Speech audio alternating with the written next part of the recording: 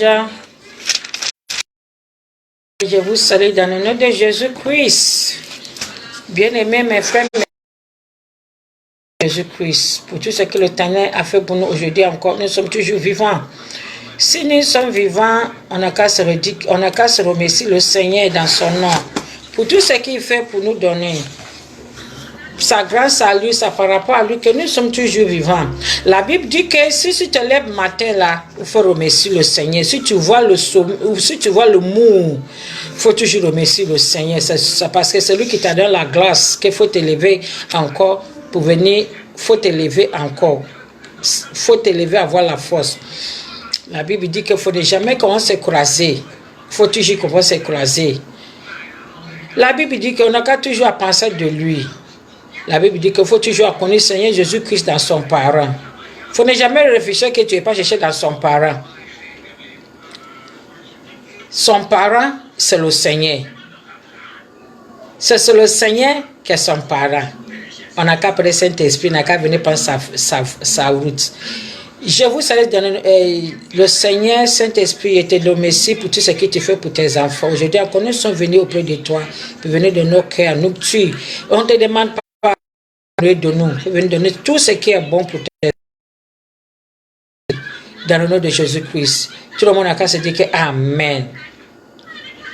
Il y a des assadani à yéné en canfo, et chez les rois de Jésus-Christ, on dit qu'on connaît un moniam. Ne chasse pas à ma menu. Ama boje chachramani dia fusa wo yemu wodo hen dodo da wodo do ye hinachi ne bone ne mu ye hinachi no papa wo yin tokene wampo hen da o se yen koso se bokro ye jedim ekosi da da nyina so wotene ekoso aso betene na do ye fin so onkoso aso obeye fin our revelation ho baby o se da otene no ontene na do obeye fin so onkoso aso so obeye fin efisen nan ne adane don de bia nim da ni wade Yesu Kristo be de ebesia abasase so abofo gu ne nkyan kra wonim but asedan kasa fe wade se menume de yehu ne nsankyerene ne na momode a wokoso de eye menu ni asem bia meka ne se ye ne wade Yesu Kristo wo ba ne maya otosumienu emre ne adwo menume no ya hu de yemi na bibia ni wandi adanse se wo maaye de ye winnes no de ye hu diadanse se ne maye na ben enya afra meka cho se sakawadwe enya afra meka cho se wo ba ka chem se de meka no enya no kre de wo hu ina diadanse se ye ne wade Yesu Kristo ne maye no to so bio na de aben efi se na ye boni eche ni wade nyankopon Ubakoso atina boni bekosi da ben. Ubakoso twetwe ne yanko ne nanti ekosi da ben. Ubakoso di kwankwansa ekosi da ben. Ubakoso atwotwe wunua akosi da ben. Wo from sofu maame wasakra nie. Wuta wala so wo control wukunu. Wuni respect emma wukunu nti wuni respect so mo bia. Wo ya sofo ane twetwa ya wo de. Wo sakra ye wieye. Control wo so hu mbe na tu mu saa. Di nkomo ye beye ye kra nkwaje mu adwuma bibia besi me life bia no ayafotu sam aye message ama me se na bia me so mo hwe ma blabo suye na me nkoto boni ni mu me na sabokofo na ato me na akonkonsafo nante me na na twetwafo nante se me se masako ine wadi Yesu Kristo mu se me ba fa ine wadi Yesu Kristo na sam ama na nanto mimu na afoforo hum na gimu adanse me mfam so me sofo me mfam so me sampakani me mfam so me sofo maame na so boni nyina akro me ya me don timi mu nkonkon ni ntimi mu so nkonkon ti wo mobu na ba edwo edoka sakasa nya hantankasa enya memaso nya dwe nya nantututwa enya opobo kene hu ne se de wo kondo no tu mu na nya sano wo sakra ye nti sa de no wodi uboko bonim de ya wo se wo de wasakra no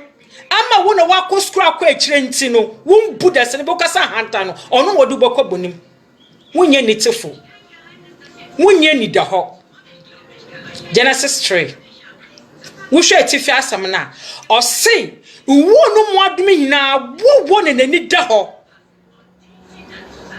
enti ono wo kan wa hwe wo hu baabi a wo sinto owo se kwankwansa wo hu sa no na wo pe se ni bra wo hu so no na wo pɛ sa na ntwetwa wo hu so no na wo pɛ sa hoanye a wo hu so no na wo pɛ wetim wakam kusukusu papemu amama so hantan enye nyame na ba nkonkon na ban ente saa nkonkon na ba na wokan no aduma chede huru nkunu no enye saa na ete ente sa wo ye sofo wo ye asole panyin na sai wo ye sofo maame na sa hoanye a enti tan ensam kaka na twetwa atro ahwanye a etim akam kusukusu papemu watu mu a hune sai Saba no aya bonsam na ba. Me mete ha na mo no. What come here? I a message to me. Inta wo se me hwe ma brabo so ye me beka che obi so hwe na wan na che sa ti bia ni mu. Nkokwa na bona ye dwo na ho brase kasaden. Ade na hanta bebebe kisafu ye we. Yumbu ni mpa ya kasa anyhow. Ahwaye ni bre. What is my conscious side? They were 2 months, quite a bob. One kind of mouth. Young cow, one kind of mouth. One yan about that. One to most of us way, I may back. A shrub. One kind of mouth. One kind of mouth. And a nice affair. I didn't come warm. I didn't go on a nice any safaria. A shrub. Woman woman do one massassi. And one so one more quacoton. No more the abobo yamia juma. No train says so one more quacotina. One more kuma sunny we are singing. Sanet here was so a sacra. Wakakotia sorry. Wayan was a pretender or cochak or cochia sorry. I shall crash a wadeni munyam. Sika. Obia wadi come with them in a breno. Wababa for a down for. Adamfo obaba fo nyina nya bibia so obaba fo adamfo wo obaba hwe wa kwemu sene wonya hu akopeduro munnim nipa na ahyase nipa bia wo susu na ahyase a aya na ahyase nipa ntan hwe honom na ba mawieye no ana nipa hyeda de ehwe honom na wo konto omoma kelom is a disque il est bon agela. Changer tout les chronologies que ça se passe dans son comportement qu'il est dedans là. Tu devais se passer, tu devais se méfier, tu devais se retourner. Toi tu mens, tu voles, tu quittes les gens. Tu voles les choses de les gens et puis tu en vis. Ça c'est pas complètement de le Seigneur. Le Seigneur te connaît pas. Faut toujours te changer ton comportement. Si tu es bon à gueule, il faut toujours réfléchir ce qui n'est pas bon dans ton comportement. Faut jeter ça. Le Saint-Esprit vient auprès de toi là. Il connaît ce qui est dans toi. Il vient te montrer que lui, ce qui est bon, c'est ça, lui, il suit. Il ne suit pas ce qui est bêtise. Il se dit qu'elle est pasteur. Mais c'est un voleuse. Il se dit qu'il est pasteur, il quitte les gens. Il se dit que celui qui est femme de pasteur, c'est là qu'il quitte les gens, met les gens dans palab. Tous les jours, il met les gens dans palab. Il vient auprès de toi comme il t'aime ton affaire, mais il vient regarder ce que tu es, ton habillement, l'argent que tu es. S'il voit ça comme ça, il envie. Ananas, ni safari, ni prêt. Wamu nyankwa wamu kra. Wafani use me ba benya midwuma. Wakofo makofo so wapichi. Wafani use wa yasofu penyini. Waye no ne nisasikam. Ne nisasikam. Wa ya atro na jani abonsam. Efi so no de ka di atro. No kwase ntini mu. Eni bre. Eni bre fo nyina bokọ jam kwaje bobo saka wade.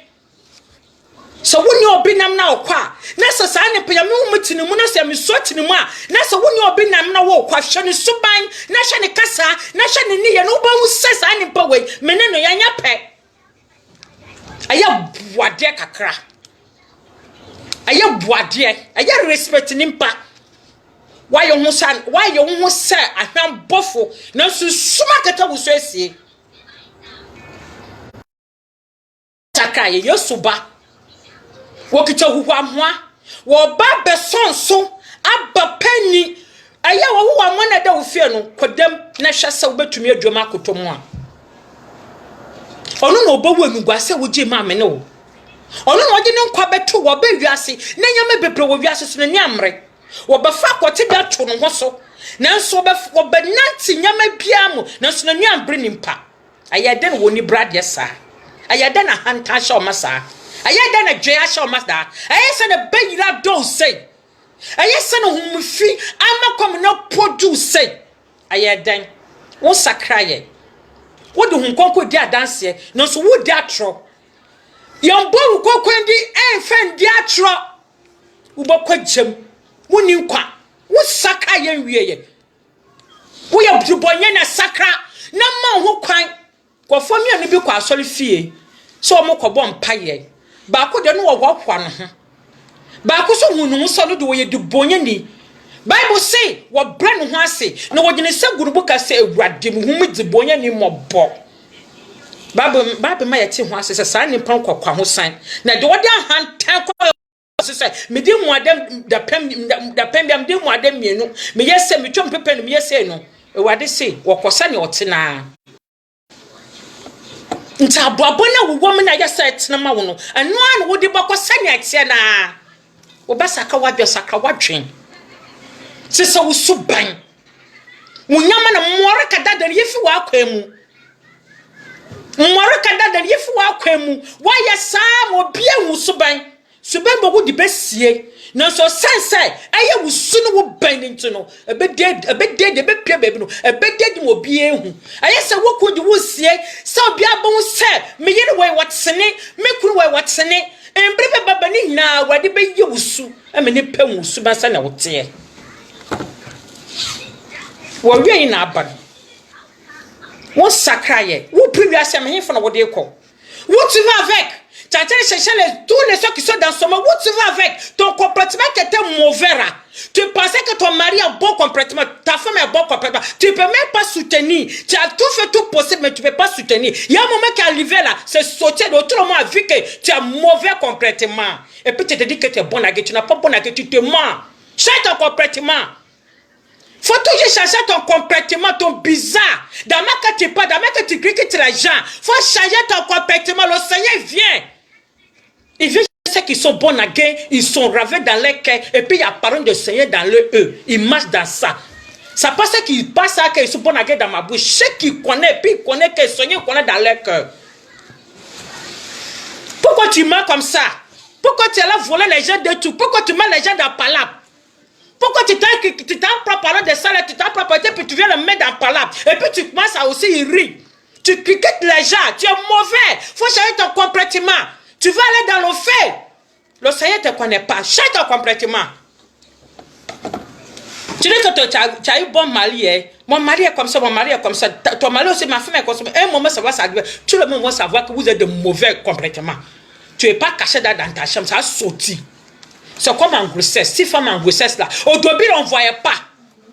2 mois, 3 mois, ça saute. 2 mois, 1 mois, 2 mois, 3 mois, ça commence à sauter. Il faut savoir que ça là est la sainte. C'est comme ça ton complètement, ça y est. Si tu as un mauvais complètement, tu ne peux jamais garder ça, ça saute. Au bien, ceux qui te sous bonnia, Bible say, what to me feel we shall might to fight. Now we start taking care but I see, or be so can you face on face can you dress so? Obi so kan ya fa hye kodo ase wo de se kan ya dua so ahyerama won hye wo fe wo hina aye wo suban ane no ane na be dead mani pan na hu de wote pan bia so na afa ba kasa wo bia na no so wo kasa wo ka asam hye akola no a so on kaka wo bia na na wo kasa no badwuma bia je wo motum so akola asam ya je hye na no wo no eno bi so ma we di atroji sika ono so bia na no tro court wo court a wonu ma asem na wo kan yetumi gina so hu se de wo kan aye no kor wo mu aye atroso wo mu so obi fa yefu a bosom ba ko pe ani ye hu so wonyam panyinu tumu hu se ababa wa wo wonyam wa fa yefu 1 month so wonyam wo message pa hu 3 days cramp no a panyin hu wo tumu se ababa wo ko afo ya fa yefu ebe omu so atisa wo yefu na pia ye tohye ansa wo mu se ababa wonyam but panyin bia o ye panyin no wo hu Sa ne suban so tie. Wo pisira wo bia wana sa wo kasa. So wo kita su papa. Wo bia ya ne nipa wo se nipa we se na otie. Wo kita su bonbone so a wo bia wana sa wo kasa na wo su bonbone na dede me nipa wo de to mu. Enti suban wo tumi finsie da. So when yet pa, she a baby feed or chanwa, no but to me a pig, and I was so suban. So woman meant to me at it, so ya ain't sure send it, see, bien I a woo suban, and one brown once so my woman bet me at it, so no one will call for only in pain and auntie. Mrs. Me took one pa, Mr. Hanamono, me took one baby, Mr. Main to me home. Me yet tell me pa, but it's a me be man make a such that Jameme Chan or cram me drum. And I said, whom you get to us and a casano so me drum, and I make a such a pain so many one so me drum. Before me ride the maybe a man about Cassata Sunny Pan, no me color wash limited. Ah, we ye, and some me be a man casacho. Minute time, if you see at a tame pa. Me too quan bebre to my fancy team nanti me hunim pa bebe ni pa bebe so sane ti minim ne pa bebre obema miss hu na with this short time na minim dia wotie na dada before me meba ben hu no na me hu dia wotie enti before so me twa me hu no na me hu dia wotie yes sakani yes say yesu bani ye ni yesu wo from so wo ye Christiania mo wonu masam nyede ono ntira Matthew 5 wo kan kwa say sentinne yi wo ne da ye fa ye hwe dugu fam tete so wo tu hwa masa ye du ya bibia ye bio fo so bi ni wo ne nam aso mo sa wo ye sofo so fo so nim ho ye force aso fo panyin so bia hu se wo ye domat no kwante mu SP obia no obebu if it's a one fra. So for me, any brush on ma. So for me, some cash on ma. So for me, when ma obia, one respect to Kuno, and to one respect to Obisunukuno. Sanya white to the actual fear. San would the pair bonte side here. Ma who quine. No she be beefy and yassing. No man who quine what a tongue. Yes, so ban a maya tossubio. One my fa boni for na ko wo be fa hotiefo one who moja wo gwambo bo jani mu na ye fita ifini keka bi anim enye de ose me kwa asori onye de ose magie adi onye de ose me ye kristian no de na no aka kristian ni onye de ose me nim yesu de bi enye ano a wo bafo wo mo apa wo ho echi wo ifini keka ye me ne bibie mu no wo mo twanya me anim Sankofona, Yansafona, Matthew 25. Some Yas Quasiafon. Or say, Yasura hinding Yasura to Tom Badjuma Bihon, and Bow to Bihon. Benu Bayan Quasiafo, Benu Bayan Yansafo. Benum no bo woman, Benum some bo woman. Your quasony beer, or quasony beer. Nti se kase won kata ne ti so baka cho se meti hwe no ayenkata so wunya mame se kata se tra wunya de o so ba sha baka se tra no ma de o me ma de so ho se kata se enye makeups ana se enye enhwe wi fo enye se baka cho se we nyina ka bible ho ana yami yeso no wakomam na bible so aka cho se wakomamu aye fesam edwamansam nkwasiasam etim. Faut changer ton comportement. Faut changer ton comportement.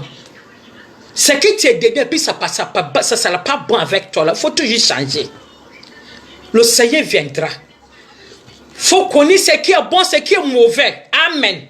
Faut chercher que ce que tu es en train de faire là, ça ne sera pas bon avec toi. Même pas que quelqu'un va venir te dire que faut changer ton comportement. Toi, il faut savoir que où tu es arrivé là, ce mauvais là, tu devais changer. Souvent, on marche avec des camarades. Des camarades qu'on marche avec eux là, il y a un truc que nous on n'a pas prévu connu dans nos familles. On t'a pas nous montré ça. Donc si tu marches avec ta camarade là, tu vas apprendre avec ta camarade. Si ta camarade n'a pas parlé, il faut savoir que non, ma camarade ne veut pas parler. Il y a des camarades, si tu marches avec lui là, il ne veut pas que tu vas quitter les gens. Il faut apprendre ça. Il y a des camarades, si tu marches avec, il veut même pas que tu vas aller prendre quelque chose de quelqu'un, il faut apprendre ça. Il y a des camarades, il veut même pas que tu vas critiquer l'homme, il faut apprendre ça. Mais on prend quelque chose qui est gâté et puis on va changer ça et puis on va nous-mêmes on va marcher dedans pour que ça va arranger nous-mêmes. C'est à cause que le Seigneur il est venu mouler le toit, il s'est levé, il a résisté, il est venu verser pour te nettoyer, il est venu verser son sang pour que tu aies même plus à rester dans le péché, il est venu verser son sang. Mais tu dis que le Seigneur il est venu mourir, tu veux qu'il va venir mourir encore bien quoi? Il est mort un seul, il ne peut pas mourir deuxième. Il est venu mourir un seul. Il ne peut même pas venir mourir deuxième. Il est venu mourir un seul, mais il ne peut pas venir mourir deuxième. Ton complètement que tu es dedans là, il faut changer. Ce qui est mauvais, c'est mauvais. Ce qui est mauvais, c'est mauvais. C'est toujours mauvais.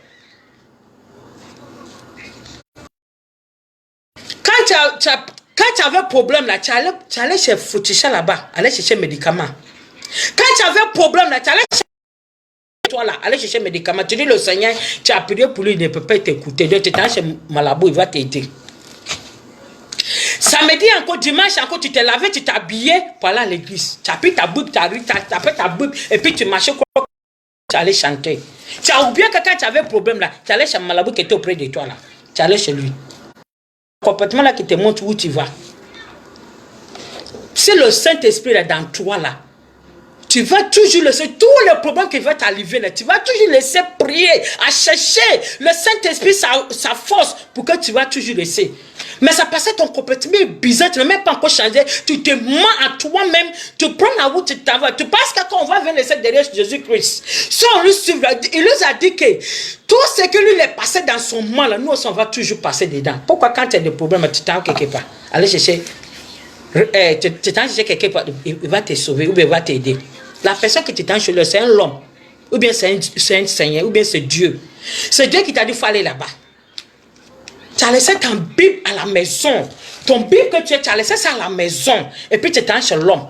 Pour que l'homme va t'aider. Le Seigneur ne te connaît pas. Tu as vu ce qui ça se passe là? C'est notre mauvais là que ça se passe. Ce mauvais que nous sommes fait là. C'est ça qui a fait que ça se passe comme ça.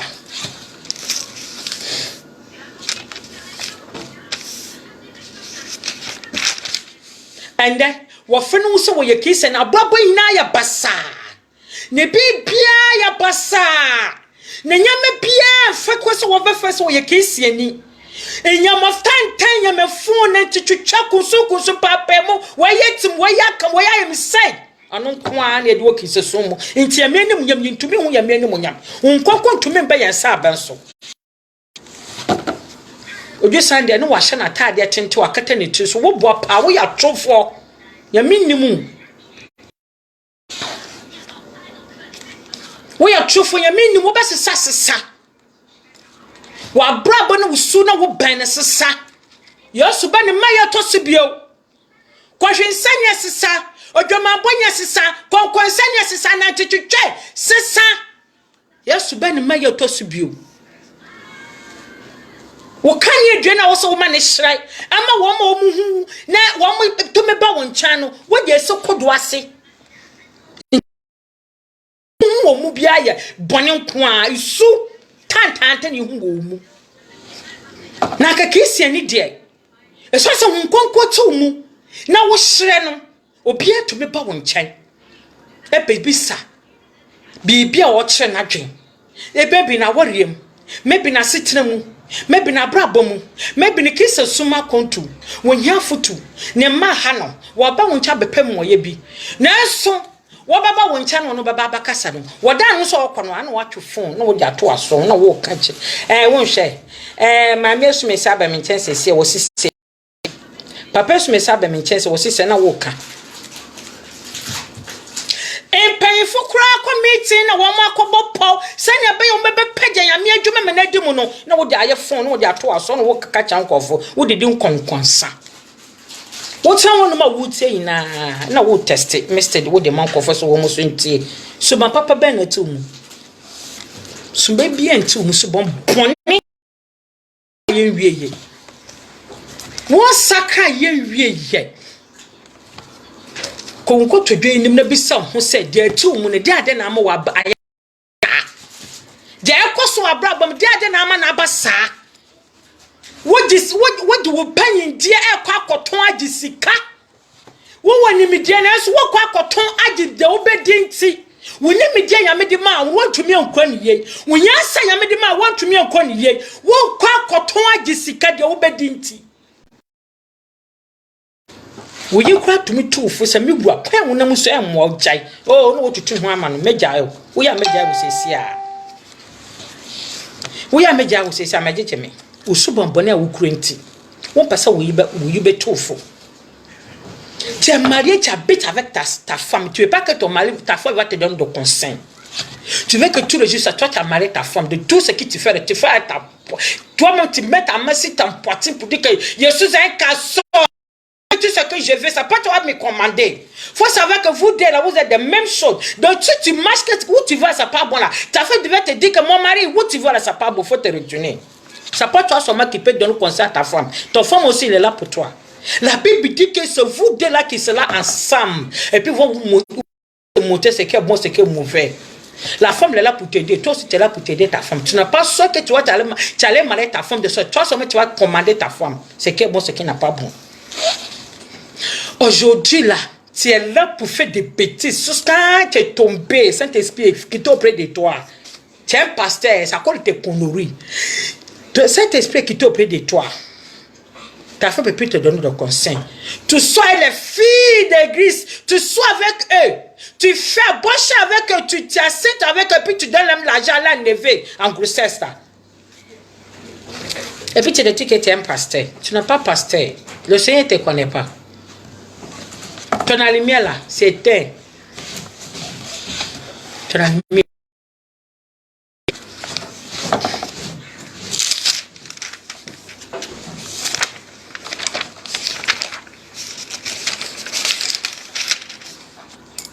Sanko benu.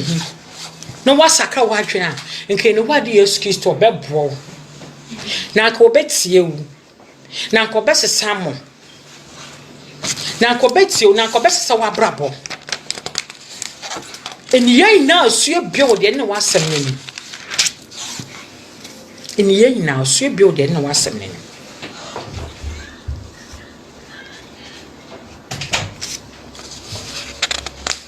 Boni bi wo baby a wasa wosesa. So ko du baby a wasa wosesa. Yesu ba ne maya to so bio. So babo, so mbo, se minu mienu. Yan hwe se nipa tani nwa nimpa. Wuchi obi nhia no. Awasa wodu wona na chia no.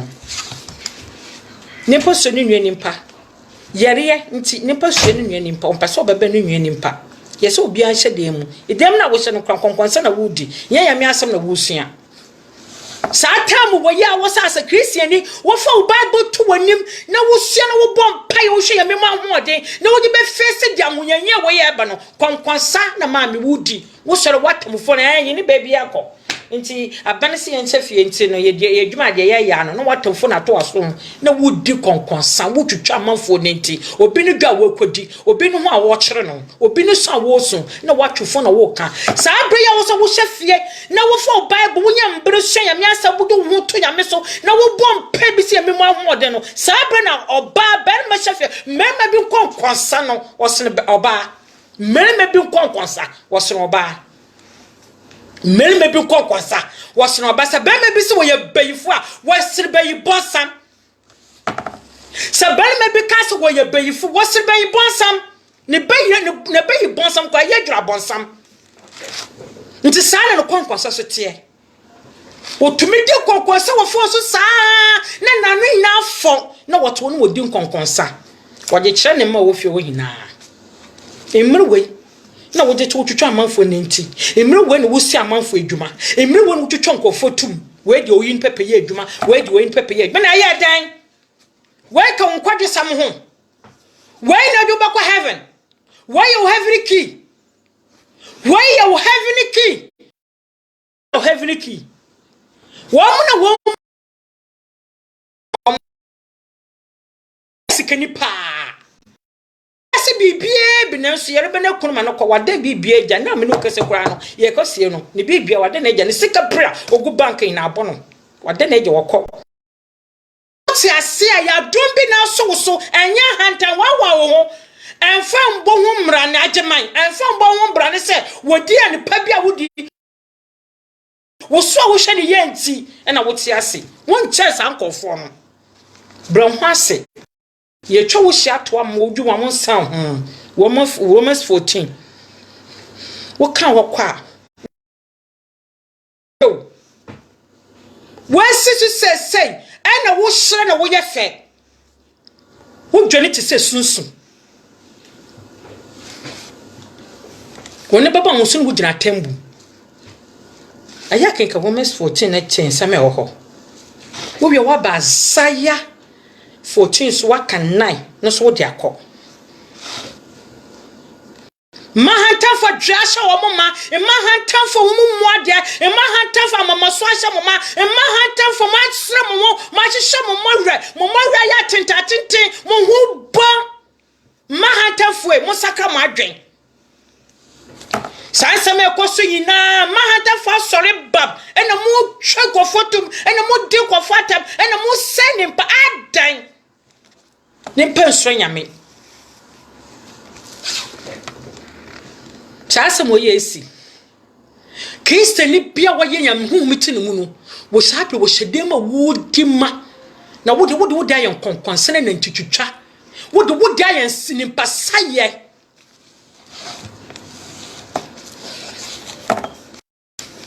qu'est-ce que tu veux qu'on te dit? Si il vient m'asseoir, il peut rien te dire, il peut pas te dire que ce que tu fais là c'est bon, c'est tout ce qui veut te dire que tu fais de mauvais, tu fais des bêtises, il faut toujours changer. On dit que le président te dit qu'on a qu'à rester à la maison. Dans le mec que tu appelles des maladies, quand il faut rester à la maison, on a de chercher à connaître la Bible, on a de chercher à aller auprès du Seigneur, causer avec le Saint-Esprit, tu es là pour quitter les gens. Tous les jours, tu prends les gens, les paroles, mets dans ton et puis ça l'a fait comme ça, celui l'a fait comme ça, même des garçons, dans le mec des garçons qui quittent l'homme. Dans le mec des garçons qui quittent l'homme, même femme ne peut rien faire. Femme ne peut rien faire. C'est ça qui dit que tu es chrétien. C'est ça que tu dis que tu es bon à gay. C'est ça que tu as dit que le Saint-Esprit te connaît. Il ne te connaît pas. Il faut changer ton complètement. Ceux qui sont morts là, tu n'as pas plus l'homme que eux. Vous êtes toujours même chose. Il y a beaucoup de gens, l'argent, il avait tout. Son argent n'a pas pris le sauver. Il a l'argent, il a tout et tout, mais son argent n'a pas pris le sauver. Il est mort. Aujourd'hui, il a laissé son argent, laissé son voiture, laissé sa maison, laissé. Le temps que nous sommes dedans là. C'est pas le temps que tu as quitté les gens. C'est le temps que tu as t'approché auprès du Seigneur. Tout le Seigneur, tu vas te connaître. Il faut renverser ce qui s'est dans ton cœur. Il faut jeter ça. Il faut renverser tout ce qui s'est dans toi. Il faut jeter ça. Il faut avoir peur de toi. Mais tu vas te cacher dans la maison. Prier, à chercher Saint-Esprit. Venez auprès de moi. Pardon, je t'ai dit. Cette fois-ci, il y a besoin de toi. C'est ça que le Seigneur va savoir que ma fille, mon fils, il est vraiment changé. Mais tu es là tout le jour, tu prends le téléphone, tu mets sur ton oreille. Celui-là fait comme ça, celui-là fait, puis tu quittes là, puis tu te montres la paix. Tu vas faire les s'asseoir où les gens critiquent les gens. Il faut les jamais aller s'asseoir où l'homme critique l'homme, il ne faut pas aller s'asseoir là-bas. Si tu as son enfant, il faut te retirer dans tout ça là. Mais je dis ceux qui sont des chrétiens, c'est eux qui sont auprès de.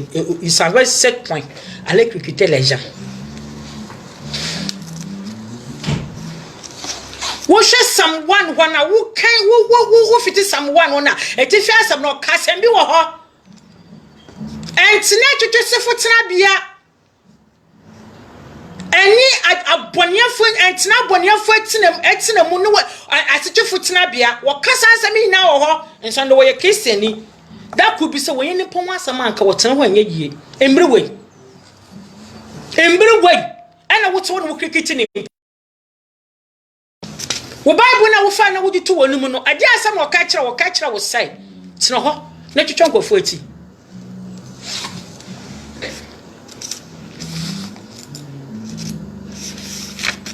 wo ka kira so twetwe nkofo ati ama wo sa so wo ma wo sa hallelujah yami ehu yami wo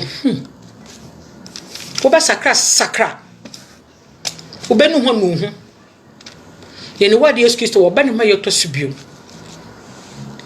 Menum ye di adanse se de ekoso be hina di adanse se ye ne wadi nyinu. Menum ye di ho adanse. Ye ne wadi kiso be ne ma ye to so bienu. Bisa mu se ye ri wo ye fi na ba ye.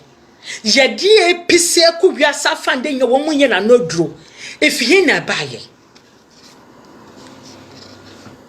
Na so na wo wi afisa Bible me di bi seed pen. Bi di case pen go. Aye ya bresoa. E bi si pen. Emru wo ye wo boni ho asotwe ba wo so a wo so wo nu ho. Na wo ko wo twere no wo bon paye sa nyame se eja ho mi mabo na kai mo no. Sambe wo didi nkonkonsa twetwonkofo ne nti.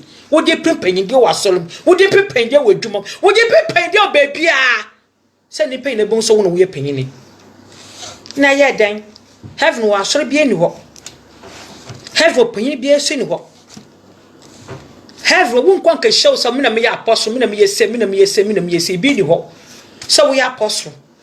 So we pastor. So we elder, so we deacon. E bi ni ho. Onu nyame no wo friend mba na oje wo mo ya apostle, oje wo mo ya pastor, oje wo evangelist woni me ne de. Nyame yankese ni me ne de. Nti wa wudwu ho nyame a na ono abebisa wasem wa yi wa no. Wa babro bobon wo komga no. Obobon wasase so no. Wuso no wo ban no ye be ya kyem wo hu. Ade ne nimpa pri wiase nyama no mpre no kwagye. Ade ne nimpa hwehwe wiase nyama no mpre no kwagye no wota wiase nyama so. Na ni bre ne sam twetwa na amaso twea ye nimpa de. Aden nimpa pri wiase nyama na wondwe no kra wote ne mo wonwene ho. No wo pri wiase nyama so wo de kwa he. Ibirima bepa bi agya wo mkọ. Nda adwuma no mi oni so. Bebre no wo mkọ sesebre. Kwa wo mkọ wo mkọ wo makwane. Wo so kwa wo gina wo so wo kwa wo so akwane san. Je konkonsa ye wi de manso twa ye wi ja hoan ye ye wi ja na ntwetwa ye wi je tim na kama ye wi je hweman aye wi awutuwe wo so ba akwa na kondo no wo be ma tenten akokum ye hwepe na kondo no wo ko se dware no wo dware kra wo ye wa mbodon se hyehyɛ ho wutuwe wo ye wa fon so ye kisa wo kwa so na kafa microphone wo ja na wo ton je na wo bo wo ti so popo e wa do hu mbo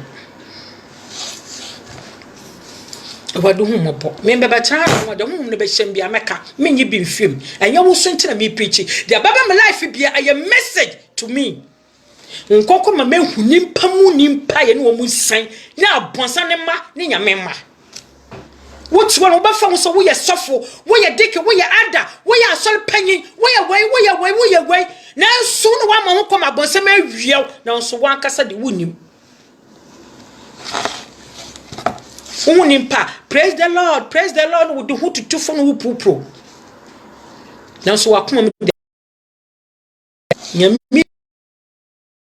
ya minimum. And your Bible 1 minute that we have now back over by and you know people so peto. And you know people so we are dio. Mubabano, I will be bohunu, Yami bohuno, no Yami be clash, say, we are dear, and as a woman, and as a woman, what be did, nip penny the wood did, or behind him, so we are soft, we are past away, away. Now see, I'm sending him so we are nothing.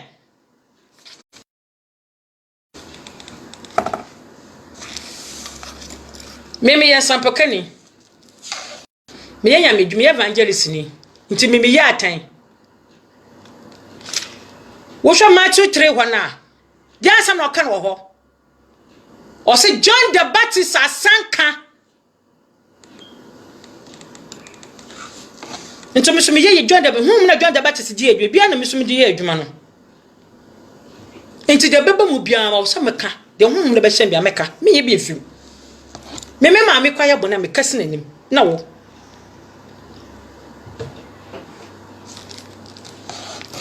Me ye kofa tan. Enti se wo so mu bibo mo na ya ka na manim bra me ho so. Wo mu bibo mo na ya ka na manim bra me ho so. Me twetwa obi ne nti ofon so. Me be di obi konkwansan kyerɛw. De bi. But de obi wo mo ho na ya no ka kyerɛw na manim bra me ho so. So one ka de we ni pobonini. case of a hunter does my hand to proudness, a does my hand to a does my hand to the near Saka Yachin. A wadiba. I don't know, we saw power crane sim. Or Baba proper run animal fita. Or Bob Bano, and that's anything. Bible say about Bob Bano Kuku. Or Jagujam Boatita. Obey me now, you obey shy, in a petrol bed, obey 4 finum. Tout ce qui tient dedans, faut toujours changer. Tout ce que tu fais que tu bêtises, il faut toujours changer. Tout ce que tu fais dans son pays, ça pas bon, il faut toujours changer. Tu es là pour toujours critiquer les gens, il faut changer. Il ne faut pas parler de quelqu'un, il ne faut pas penser mal à quelqu'un. Il ne faut pas regarder, il ne faut pas prendre tes yeux pour regarder les gens et puis tu as critiqué dans ton cœur. Le Seigneur n'aime pas ça. Le Seigneur n'aime pas ça. Faut pas te dire que hey, moi je suis un chrétien et puis ton cœur dans ton cœur c'est noir. Le Seigneur n'aime pas ça. And you won't send a pain, I'm a pain now. Who's away and ham buff, we are buffo, no Susano Muno, Potoku. Yamempe. Would you go Manaka town? No so Muno, Potoku. Yamempe Saha. Yamempe. In Blue. Cocoboy Baya. Yes, I said, well, somebody says a demi. I was so winning who you slow. No better trust him. No would genuine 4 times. What did you two know? Senano? Sabra went on the phone to us on. No, would you conquer, would you chunk of funenti?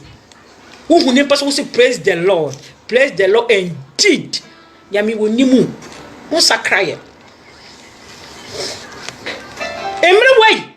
Every way I was as a Christian, no better trust some would do some boy. Made they say, dear Miss Smith, as some bomb person and you son and me. And just say, I just sham a crosso. Sis dance as some way started say, aha me. But Nimpa me who almost you two when we go. Yet, Benepebu, I was as a nippy fast as so. Yet, beer, when you near some to Salacrow bill. But who qua also what see near council. Nature council, no what Jaya way too, and your bonnet council. Beginning Diana, yet you know, ye, and yes, a real yes, on interest. Juma, who be any the hawk, no washing in pair bound. No, who's sending puzzle. Well, better be dedicated so I be what they are. No sooner wound him. Many pay your payment to them, when soon pay you, may need the hot fucking. Ne pabi obama bombia me bow to some pemu hu ne pabe awo no kasa ya me wie ya na me to na me kasa o ma dwunu me hu ne pabe sisi won ye papa me twum we fam hello na me come baby what one mo wa wani anda ho obi gade kitikiti be beto ne watom wontume ma woni ba ho so da before obe hu no wa se bibia na nkonkon so atwe no ho na afi so wona ho so dete she into mu. Send a Genesis 2, verse 7 or catch. So, what did you form the channel? You know, Nimpa. No, come or Manipa by your crackers for. To whom they say a crane or 2 moon. A bonsamely dear woman that. Yeah, Genesis 1 or say we are on your coupon boss, swinging assassin, assassin, Sakasaka. The Bulubu to assassinate. No Yakupon who be to sock, a side hind brand and hind die. Into Saxaka no the strength or the soul nimp. No, we are say, we are born some de dada. We are so a bonson who didn't be him or so, to we are born some de dada. 2 ways now, but some boy you so. Yamiso frow so one for one to bet tomato. Obey dreaming pump, we will bump, will be seen woman and be woman, will be fuck when Bias obey you are sure. So why more when your mouth was swat?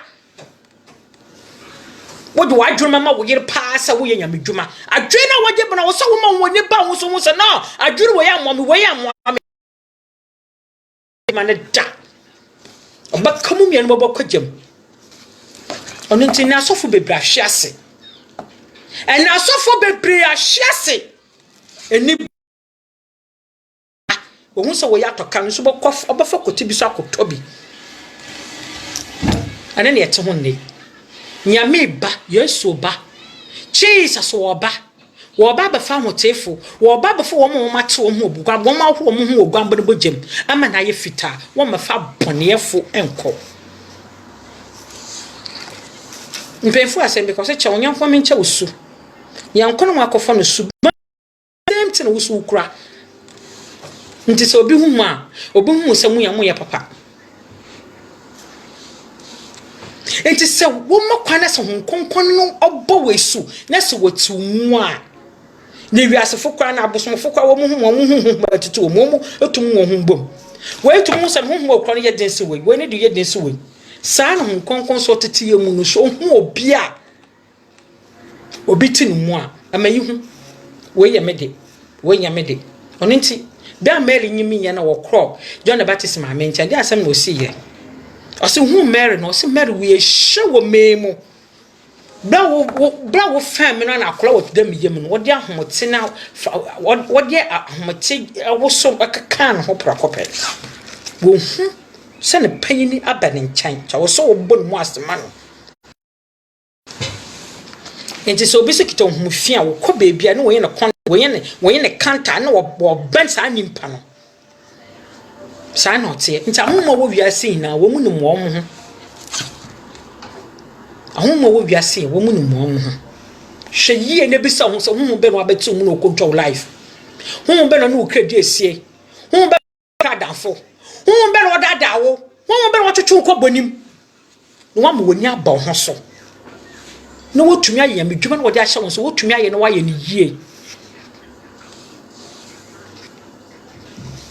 wotumi ye onya medwuma de bia no wa hwe ase de bia no wa so nka nsam kama wo hwe ase konkonsam wo hwe ase enibra ma wo hwe ase ebufu ma wo hwe ase enti wa check ho wo bi so ho de nti no wo yi kwaso munya bi se ai do be se ha meka de ya acho to yo badwuma no won fa no won di so won sesa me de metna han me de bia meka me se me ni asem me de ma obi ade ho me fa mbaka bia meka onyankopon ba obafa hotefo won de se etie mi na se toto be pon a why you ready ni se se ye wo hanu mi wo akakan na hye de mi toto be nturo bo pon a wo ka ne ma ho a wo mo kɔ ana wo kwa hin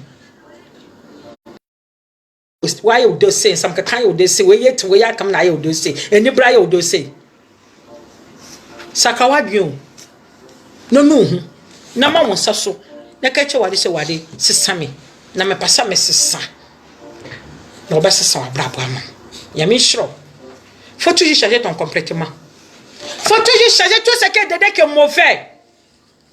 Mon allez que nous sommes dedans on connaît pas que le Seigneur va sortir c'est ça la nuit c'est ça la journée tu connais pas au moment qu'il va sortir là et puis toi aussi tu vas avec ça pas avant que maintenant tu vas dire que quelqu'un m'a fait que je t'ai regardé dans ton cœur où va sortir tu es prêt à aller. Allez que nous sommes dedans là. Nous sommes dedans que tu vas oublier tout ce que quelqu'un t'a fait. Ce que l'homme t'a dit. Ce que quelqu'un t'a fait. Ton comportement tu es dedans. Si tu es mauvais, tu devais te changer. Toi, il faut t'asseoir. Tu as cherché dans ton cœur ce qui est mauvais dedans. Il faut toujours enlever jeter. Et puis tu vas te préparer. Au moment qu'il va sortir, et puis ses enfants s'en vont là, tu vas là aussi. Sinon, s'il te laisse parler là, tu vas tomber dans le feu. Tu ne peux jamais te recevoir encore. Je vais te laisser ici. Je vous salue dans le nom de Jésus-Christ. Je sais que le bon Dieu va vous garder. Il faut dire ça là. Il toujours pas vient ici et dit, si tu n'as pas encore pris Jésus-Christ, tu vas prendre avec moi. Et puis tu vas aller chercher l'église qui n'ont pas bonne chose du temps. On te montre ce qui est mauvais. La Bible, toujours, il faut concentrer sur ton Bible. Il faut lire la parole de Dieu. Et puis il faut changer ton complètement que tu es dedans. Là, c'est Seigneur. Sorti aujourd'hui, si c'est sorti demain, tu vas aller avec lui. De suite, tu n'as pas encore pris Jésus-Christ. Le Seigneur m'a dit de venir te dire qu'il faut changer ton comportement, il faut accepter lui. Si tu n'as pas encore accepté Jésus-Christ, tu vas t'abaisser, tu as dit ton nom, et puis tu vas changer ton comportement. Il faut abaisser ta tête, puis tu as fait tes yeux. Ce que je vais dire, toi aussi, tu vas dire, même chose aussi, tu vas me suivre. Il faut dire, Seigneur Jésus-Christ, aujourd'hui, moi Vaïda, faut dire ton nom, moi Vaïda. Il a attendu ton parent. Aujourd'hui, mon Seigneur, je vous demande pardon. Faut bander tout mon péché. Je te remercie que tu as abandonné mon péché. Faut me nettoyer avec ton sang. À partir d'aujourd'hui là, je vais plus aller auprès de le péché encore. Je te demande pardon que tu vas m'aider. Et puis tu vas me nettoyer avec ton sang. Je te remercie que tu m'aides et puis tu m'as nettoyé avec ton sang. Maintenant, faut merci le Seigneur Jésus-Christ. Tu fais tout pour tes enfants aujourd'hui. Tes enfants se viennent auprès de toi. Je te demande pardon que ton parole que tu as donné à tes enfants, il faut toujours travailler avec eux. Afin d'accepter qu'ils vont te voir. Faut les montrer que tu es là. Et puis tout ce qui est nettoyer avec les sang. Il faut pardonner tes enfants. Ils te demandent pardon, Seigneur. Il faut pardonner tes enfants. Tout péché qu'ils t'ont fait, il faut le donner. Ils te demandent pardon que tu vas les laisser ça. Et puis à partir de aujourd'hui, tu vas les montrer eux que tu es là. Il faut garder ton parent dans leur cœur. Tout ce que tu fais dans ce monde. Il te dit merci que pour tout ce que tu as fait tes enfants. Amen. Amen. Faut chez l'église que tu parles des paroles de Dieu. Il te montre la route où tu vas mettre ton espoir. Il faut chercher à connaître ça. Il faut garder les paroles du Seigneur dans ton cœur. Il faut toujours connaître son parent et puis le recevoir te connaître. Je vous salue. On va revenir encore. Amen. Amen.